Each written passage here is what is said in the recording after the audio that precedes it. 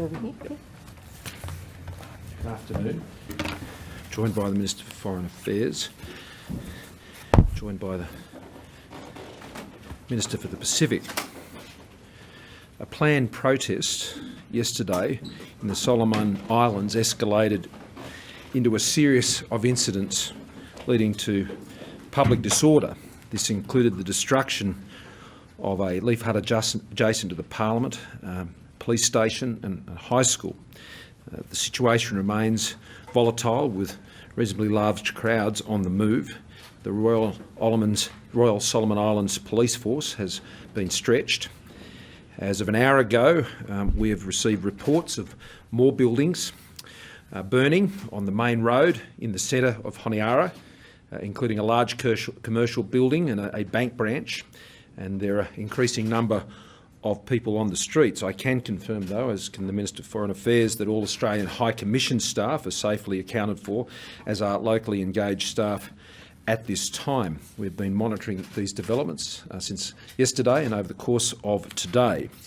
Earlier this afternoon, I received a formal request from the Prime Minister of the Solomon Islands, Minister Sogavare, under our 2017 bilateral security agreement under Article 2, Clause 1, for assistance for the provision of safety and security of the Solomon Islands and to support the Solomon Islands Police Force.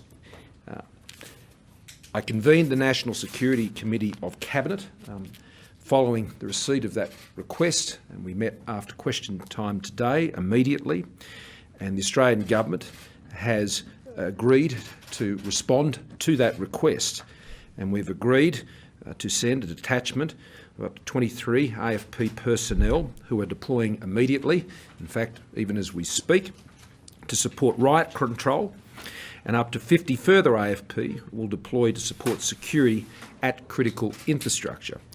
I note that the critical infrastructure does not include the Parliament or the executive buildings of the government. That will be dealt with by the Royal Solomon Islands Police Force.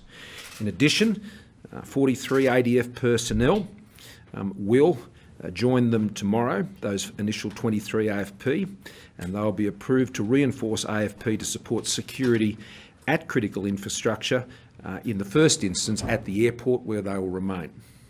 That will include attachment from 3rd Brigade, and all of these are from Townsville obviously, 3rd Brigade, 17 Brigade Medical and 6th Brigade Military Police. In addition, one of our patrol boats will also be sent to the area. Arrangements for that are being made now to support patrolling in the region. At least 5 DFAT personnel will also supplement High Commission staff, and ADF airlift support with 2 flights commencing this evening, carrying AFP personnel and equipment, and a 3rd flight tomorrow, available to carry further AFP and ADF personnel as required. I want to stress, as I have in my discussion with Prime Minister Sogavare earlier prior to this media conference, as well as when I've spoken to Prime Minister Ardern, as well as Prime Minister Bainimarama and Prime Minister Marape from Fiji and Papua New Guinea, that our purpose here is to provide stability and security to enable the normal constitutional processes within the Solomon Islands to be able to deal with the various issues that have arisen, and that be done in a climate of peace and stability and security. It is not the Australian Government's intention in any way to intervene in the internal affairs of the Solomon Islands. That is for them to resolve. I've made that very clear. Our presence there does not indicate any position on the internal issues of the Solomon Islands. It is there in direct response to a request made by the Prime Minister, so we can be present to assist the Royal Solomon Islands Police Force to be able to ensure that police can provide stability and security so the normal constitutional processes can be undertaken. We anticipate this will be a deployment for a matter of weeks, but obviously we'll be assessing this on a very regular basis, and we wish those who are heading out this evening all the best for their safety. I thank them for their service and those who will be joining them tomorrow. Our Pacific family is very dear to us as Australians. It's very dear to us. And we have always been there to help our Pacific family when they have needed us. And this is such a time. We believe in their sovereignty, we believe in their self-determination, and we believe in them being able to resolve these issues and to advance in accordance with their constitutional processes and their democracies. And we want to support them to be able to do this.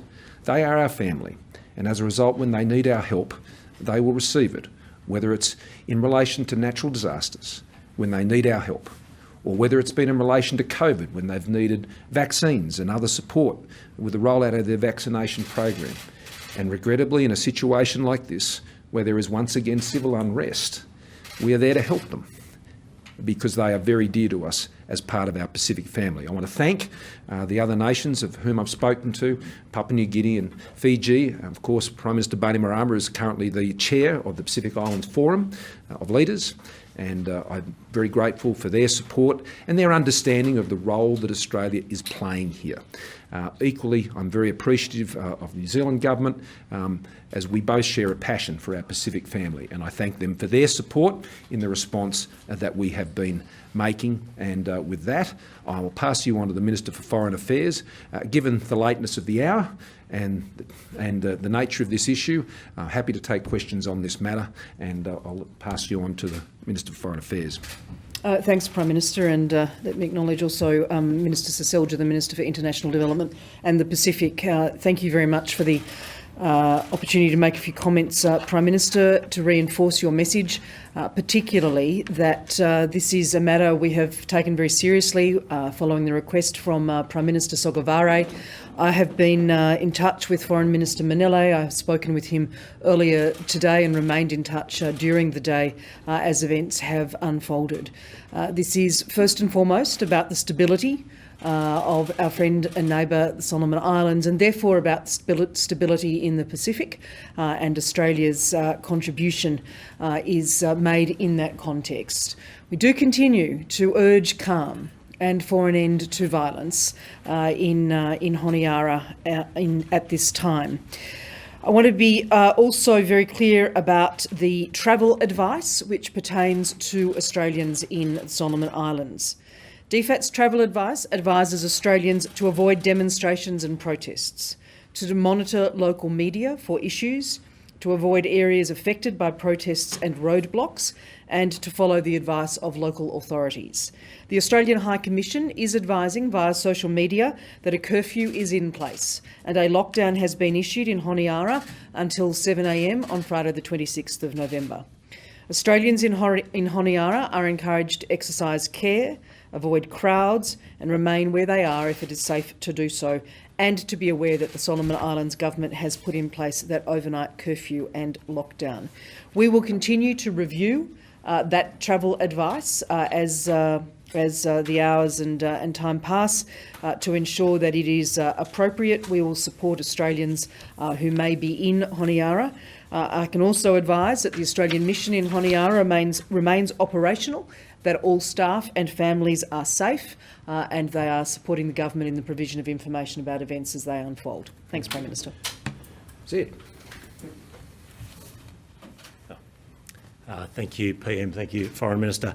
Just briefly to back up in relation to our relationship with our Pacific family, we have, over these past couple of years in particular, seen great challenges, and we've been responding to those challenges: health crisis, economic crisis, natural disasters and others. And this is another example that we will step up as needed. We'll step up for our Pacific family and our close neighbours. The Solomon Islands, of course, are a key partner with us. We have a very strong relationship, and this support that we are offering in response to this request will be to ensure that we continue to work for the stability and the security of the Pacific. And of course, we send out our best wishes to our personnel who are going to be on the ground on behalf of Australia responding to one of our closest neighbours. Thank you. I'm happy to take a few questions. Yep. On this, can I clarify? The ADF and the AFP will be heading here. Can you clarify how they'll be commanded or led? Will they be under local control or will they have their own control? And secondly, have you reached out to the opposition leader? Yes, I have. For the government? Yeah, I spoke to the opposition leader. I was able to catch him before he, I think he was, I haven't been on the plane, but was able to speak to him and advise him of this, and we will probably speak further this evening when he arrives wherever he's going.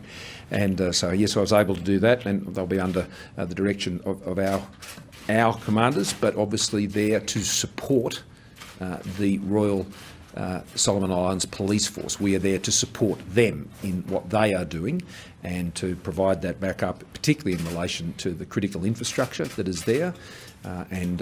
It's been important for us to be very clear with our other Pacific Island nations, and particularly with the Prime Minister Scott Morrison, about the nature of our involvement, and particularly that those other key infrastructure, such as the Parliament and the executive buildings, are being directly, including close personal protection for any governments and ministers, that is being done by the Royal Solomon Islands Police Force. But the Solomon Islands opposition leader who's called for the PM to stand down.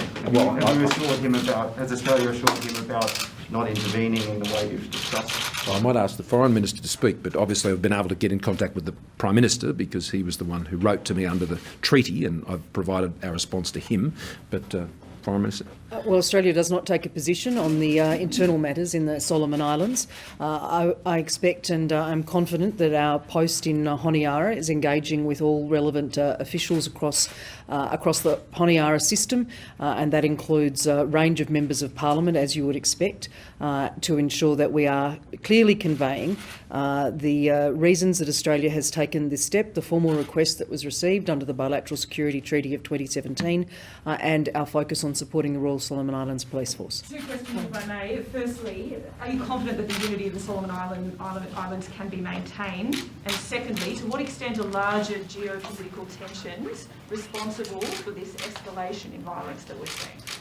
Well, I don't. In relation to your second question, no, I don't believe there is any direct correlation between those two events, and we have certainly no advice to that end. These are issues that are occurring within the Solomon Islands. In relation, sorry, to the other matter?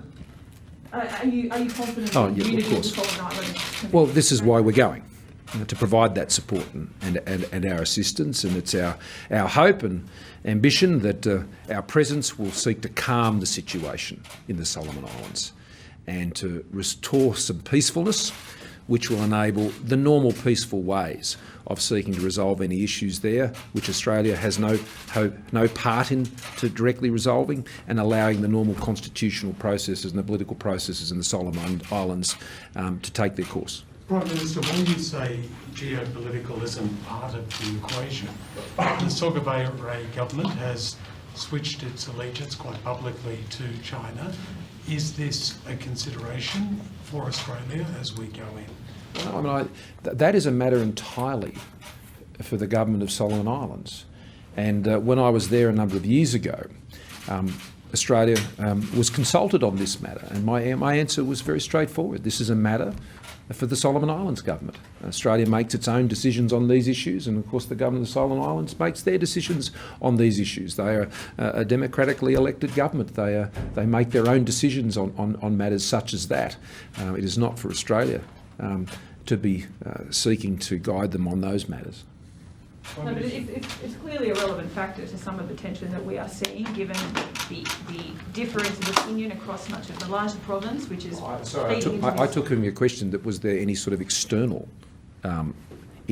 influences that were involved in this, and there's certainly nothing to suggest that we have in front of us. I mean, there is clearly lots of different views within the Solomon Islands about those and other matters, but again, they are domestic expressions about those issues. They are not the result of the actions of, to the best of our knowledge, of any other agency outside of the Solomon Islands. Prime Minister, before the last election, you promised to protect both gay students and Australians. I already made my comment on those things. I understand, but I'm dealing right now, Paul, with great respect. There are 23 Australian Federal Police officers who are on a plane going to a part of the Pacific where they are facing civil unrest, and they are doing that 4 weeks out from Christmas. Now, I'm happy to answer questions, particularly while we're dealing with those issues. So why don't we focus on that? If you'll come back, do you commit to come back? I'm going to go around to the rest of the press conference. I already made statements at the start of the press conference about we are standing here before you today because of a security situation that has emerged in the South Pacific. And Australians are on their way to provide that support. That's where my focus is right now. Your focus might be somewhere else. How many Australians are there, and whether they'll be offered direct security from the police force or the ADF? Did you want? That's not the purpose of this deployment. The purpose of this deployment is in support of the Royal Solomon Islands Police Force. We expect all Australians who are in Honiara to act, as I said, in accordance with the Australian Travel Advice, which has been reinforced in terms of the avoidance of demonstrations and protests, and to monitor local media for issues. As I said before. Do we have special forces on standby to go in, and will any of the Australian personnel have arms and be authorised to use lethal force? Our deployed personnel will carry both lethal and non-lethal weapons, primarily but not exclusive for force protection purposes. The deployment that we're making, as I said, out of 3rd Brigade and 17th Brigade and 6th Brigade out of Townsville are the units that we've decided to deploy. Other nations, has there been any discussion about other nations, be it New Zealand or Fiji, also contributing to sending assistance to the Solomon Islands Police Force? There's been a request also to Papua New Guinea, but I would stress that Australia has a security treaty with the Solomon Islands, which means that the personnel that are deployed there have the protections for their activity under that treaty. Now, that is a unique treaty between us and the Solomon Islands. A request has also been made to Papua New Guinea, and I've had a discussion with Prime Minister Marape about that. Of course, this is a matter of real concern, particularly the other Melanesian countries within the region, and they are also concerned to ensure that we can return and calm the situation as quickly as possible, and to ensure that the issues that are there can be peacefully addressed. And are there considerations or planning being done to potentially send more assistance should it be required? If that is required, then we will consider that further. We will have a better assessment of that in the morning once we have had our AFP personnel and DFAT, I think, tonight, being able to be on the ground and make further assessments. And what I discussed with Prime Minister Marape is that also would give us the opportunity to joint plan with them as to what role, if any, they might also wish to play. Yeah. And the Police Commissioner Kershaw is, of course, in direct contact with Police Commissioner Mostyn Mangar in the planning for this deployment, and we will take advice through that process, as you would expect, and also through the advice provided to us from DFAT and other agency personnel in the post in Honiara. Prime Minister, are you pleased that the Solomon Islands has gone to Australia first before any other countries to ask for support? And what does that say about Australia's role in the region? Well, two things. The first, in relation to my pleased, this is why we have a treaty with the Solomon Islands. We have a treaty with the Solomon Islands because of the significant work that has been done by Australians to restore peace to the Solomon Islands through the Ramsay Initiative. And I know many Australians who are involved in that would be concerned, having spent time there, to ensure that they've had the opportunity for some time now to experience the peace that they worked with those in Solomon Islands to achieve. And so this treaty ensures that where there are issues and a request is made and they've come to us in that way, then we can respond. And when I was in the Solomon Islands, it was not long after where there had been another incident, but we were so proud of the Royal Solomon Islands Police Force, and I went there to congratulate them and thank them because they are able to deal with a situation of civil unrest not long before I had been there. On this occasion, they have sought our support, and on this occasion, they turned to their family, and that's how I would describe our role in the Pacific. We're family, and there's nothing closer than that. Prime Minister, is there some irony, though, that you're supporting a Prime Minister who has recently switched allegiance from Taiwan to Beijing? This has nothing to do with that in terms of Australia's response.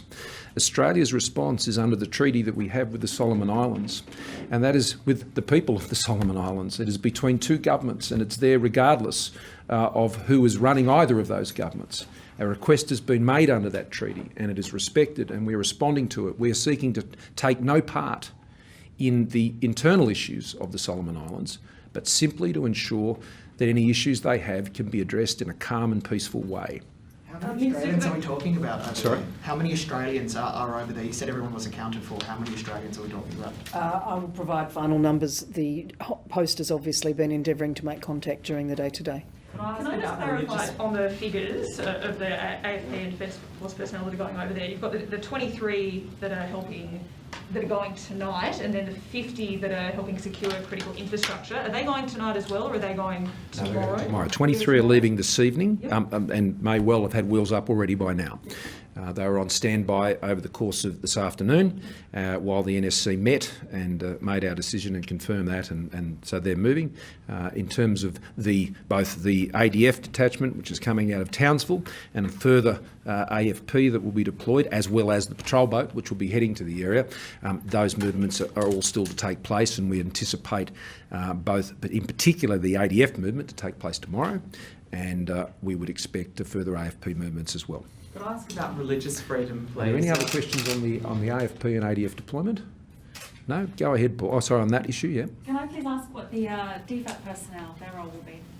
Their role is to support the existing presence at post in Honiara and to work with the Royal Solomon Islands Police Force as they normally would and with the AFP contingent and to assist in whatever way they are able to.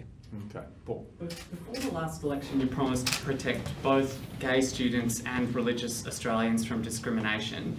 Given that both have had to wait 3 years, why not do both together or one after the other rather than waiting 12 months to protect the Well, we're other waiting group? for the report from the Australian Law Reform Commission on the other matter, and my view on that hasn't changed.